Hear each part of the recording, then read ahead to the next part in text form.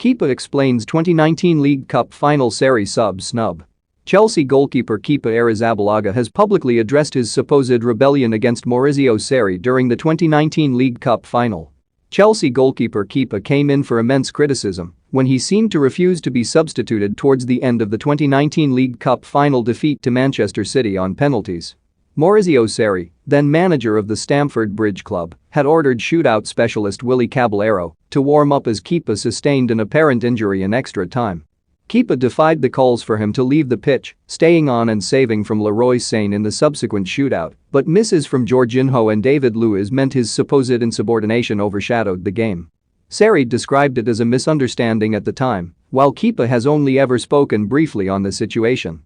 The 26-year-old, now a Champions League winner with Chelsea, has explained the situation further. "My first season was good," he told the Players' Tribune. "I adapted quickly to the Premier League, undoubtedly the most difficult league in the world for goalkeepers. We got back into the Champions League, we won the Europa League against Arsenal, and I was starting matches with the Spanish national team. For me, only that moment in the League Cup final tarnished my first season. Let's just deal with that here once and for all. It was all a big misunderstanding." Manchester City were dominating the game in extra time, and there was barely any time left until penalties. "After making a save, I felt something in my leg and I called for the physio to make sure it was nothing.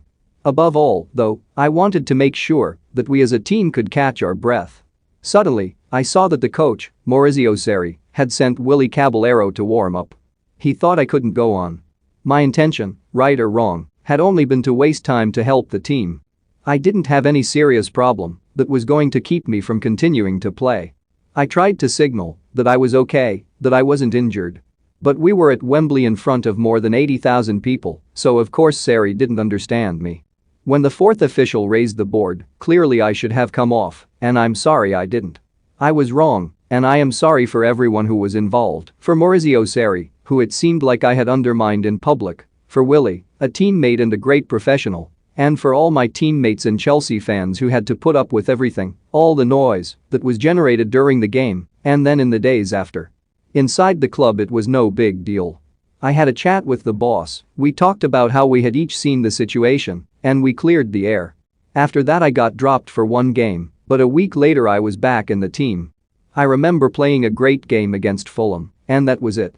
A couple of months later we knocked Frankfurt out of the Europa League semi-finals and I saved 2 penalties in the shootout. Internally, everything was fine again. But outside the club, it got out of control.